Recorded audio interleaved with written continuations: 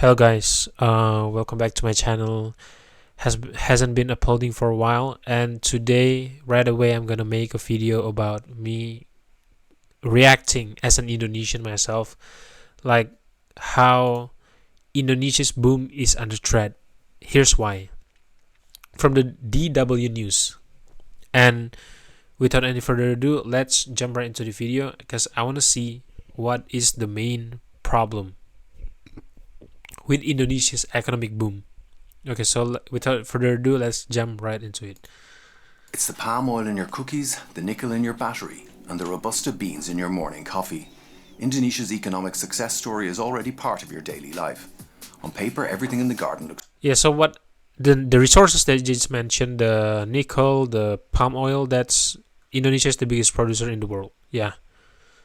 Indonesia's economic success story is already part of your daily life. On paper, everything in the garden looks rosy. The economy should be the darling of the emerging investment community. But now it's all at risk. A high-stakes spending plan to spur growth, unorthodox decisions that undermine confidence in the central bank, and the shuddering impact of the latest oil price shock are souring the picture. According to government data, Southeast Asia's largest economy grew by 5.3% in the April to June quarter, compared to a year ago. True. Now that seems like a pretty healthy growth figure, but President Prabowo's administration has set a highly publicized goal of pushing Indonesia's economic growth to 8% before 2030. The economic data shows the Indonesian economy... Yeah, and actually about this 5.3%, there are many debate about this. There's some economists who say that 5.3% is because the government, the Indonesian government, they try to boost the number, but some economists say that it's actually more like 4.5%.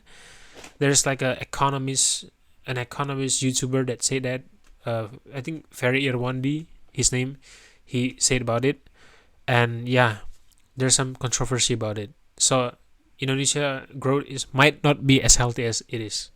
Yeah, let's continue. Economy moving farther away, not closer to those ambitious long-term goals.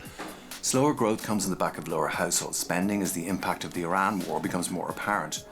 Indonesia's currency is under pressure. Over the course of the year, the rupiah plunged 8% to record lows near 18,000 to the dollar. And the stock market is one of the... Yeah, and this also has been calamity. Like Indonesian rupiah has become 18,000. Like from 14,000 to 18,000 in just matter of few years. 14,000 rupiahs per US dollars. Now it's become 18,000 per US dollar. It's crazy.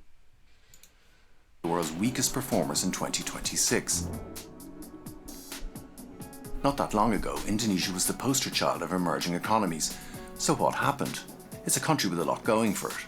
While Indonesia rarely features in global economic conversations the way India or China do, we're talking about a G20 member with a large middle class.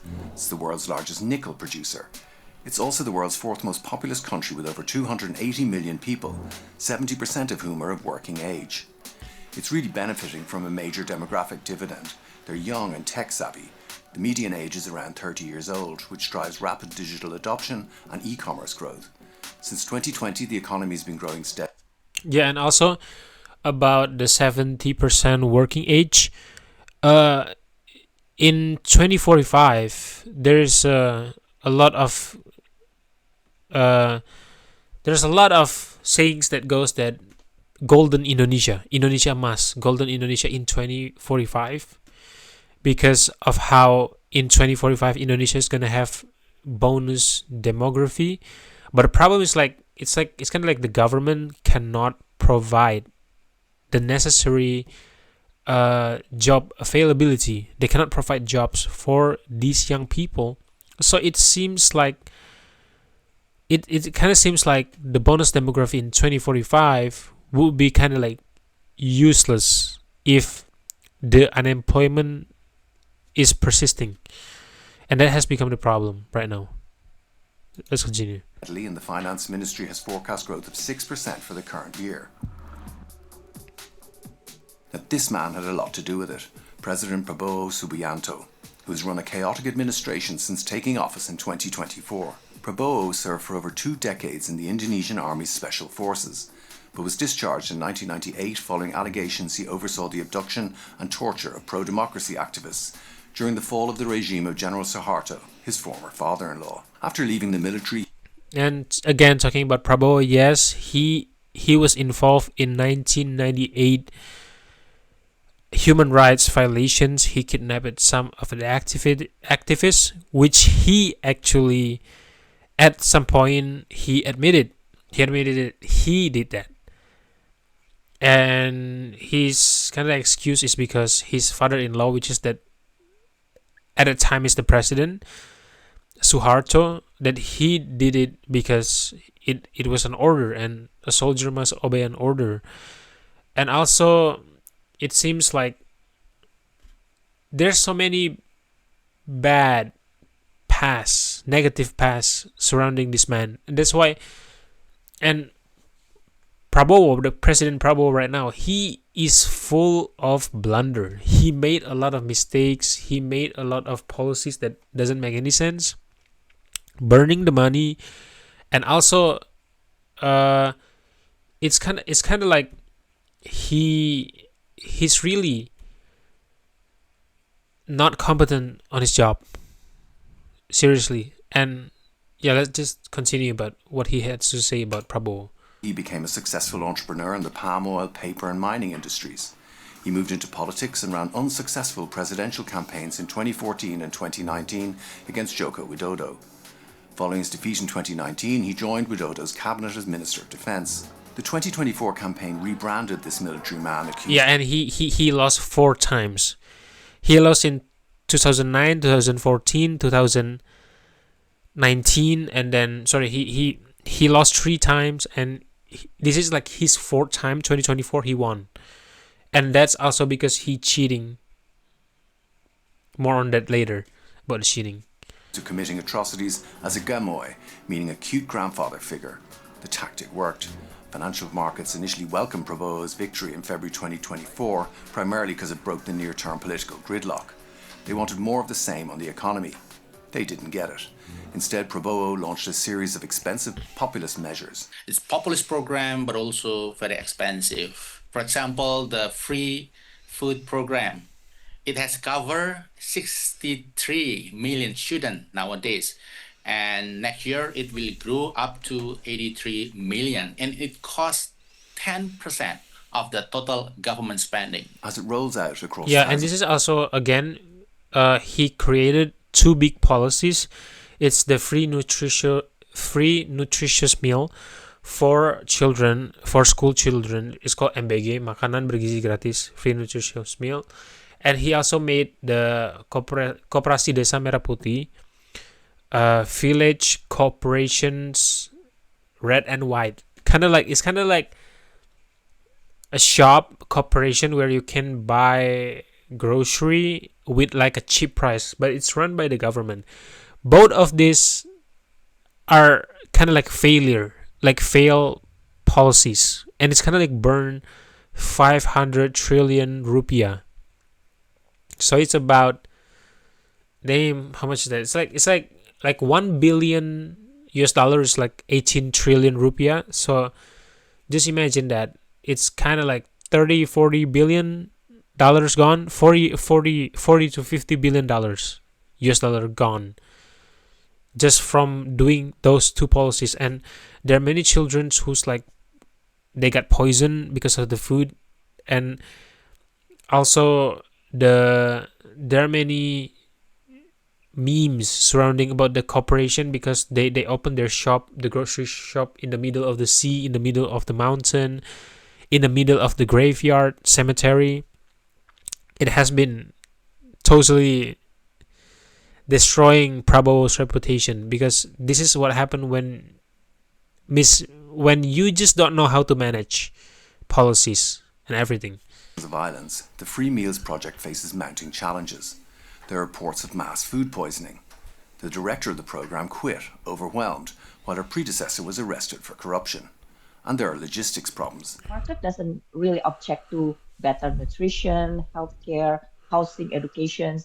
On the idealism wise, they are undoubtedly noble, I believe so. But the question is whether these programs are properly funded and economically productive. In other words, the program is proving less healthy than he'd hoped. She kind of looks scary. She kind of look like a Funded Indonesian and ghost. economically productive. In other words, the program is proving less healthy than he'd hoped for the country's finances, and even for many of its intended beneficiaries. There are also fears that Prabowo is putting pressure on the country's economic institutions. Last year, he fired the respected finance minister, Sri Mulyani Indrawati. This was controversial because she was seen as an institutional safeguard of Indonesia's economic stability.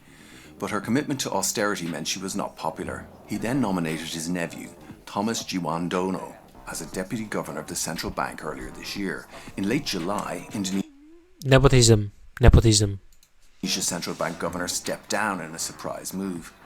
Analysts and investors expressed renewed concerns about the central bank's independence. This murky situation is made worse by Prabowo's decision to pass sweeping laws with little transparency. Parliament has new powers to direct the central bank, viewed as a threat to its independence. Prabowo recently announced the state would take over commodity exports under Danantara, a sovereign wealth fund that he established. Prabowo's actions have unsettled. Yeah, so Prabowo, he wants kind of like the important resources like palm oil and also like nickel and also like ferroalloy to be imported like by Danantara. Danantara is kind of like organizations. It's managing the sovereign wealth fund, Indonesia's sovereign wealth fund. But again, because of mismanagement and stuff, it's not as good as the one that Norway has or any other developing countries. So basically he make like a one I forget the name, but basically like the company, they cannot export on their own anymore. It has to be through government because they don't want under invoicing. They don't want under invoicing and transfer pricing because that has become two biggest problems when it comes to Indonesia export and import. Many companies, they don't pay taxes to the fullest. They try to find a loophole from here. Investors and undermined Indonesia's hard-won reputation for fiscal conservatism.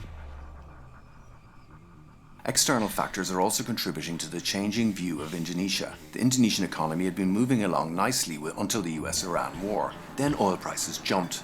Even though higher commodities prices were helping Indonesia, the cost of energy skyrocketed. This year, 2026, we are the net oil importer. The expensive dollar really hit us pretty well. We are experiencing the energy shock because we are highly dependent on the oil supply from the Hormuz Strait. That is quite a problem for Indonesia. Another challenge for Indonesia is the risk of falling into the middle income trap.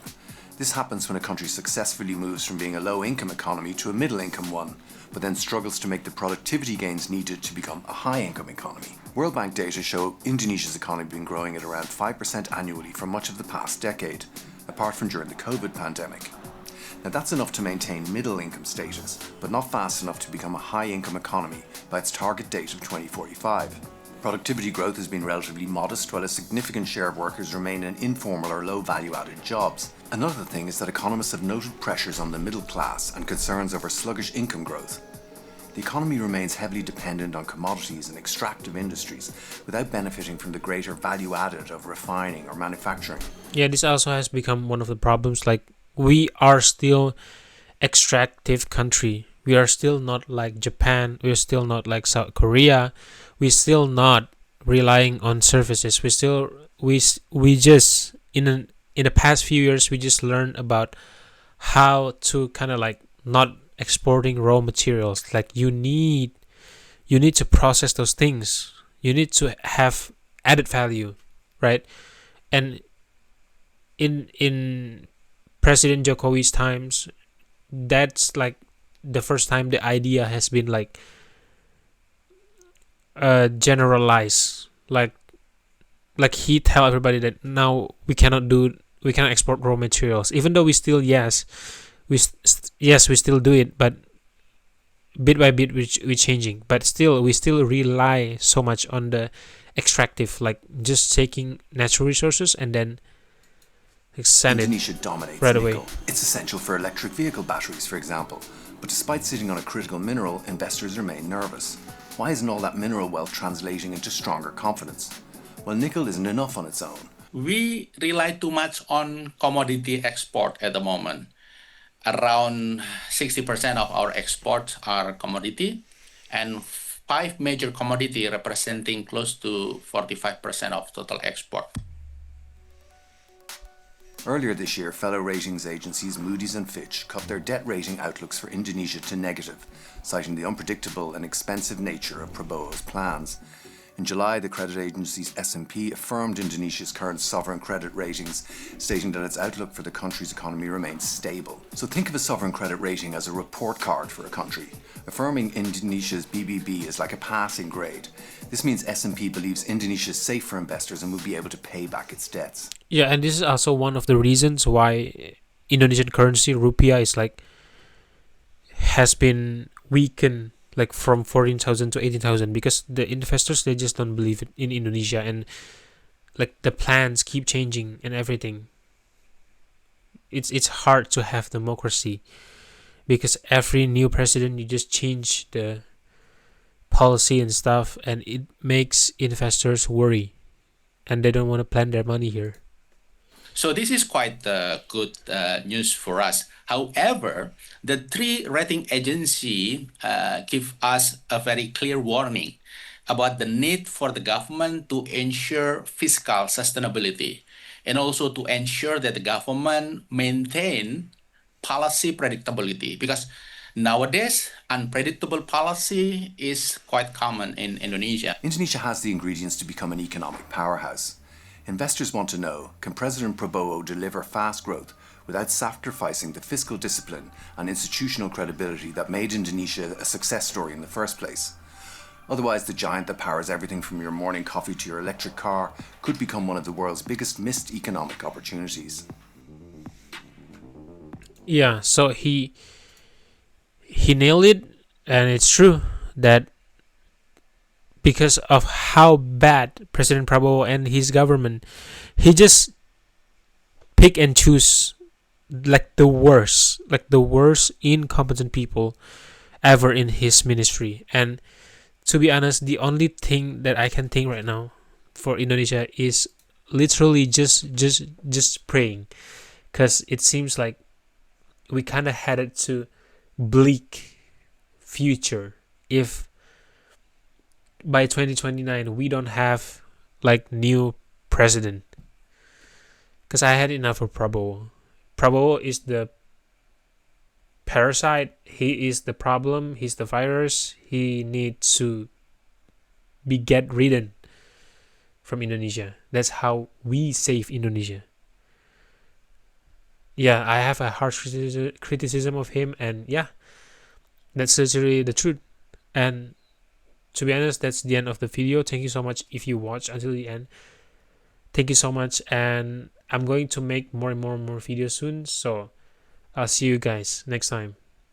Bye bye, and leave comment in the video what do you think about Indonesia future will be. Ciao.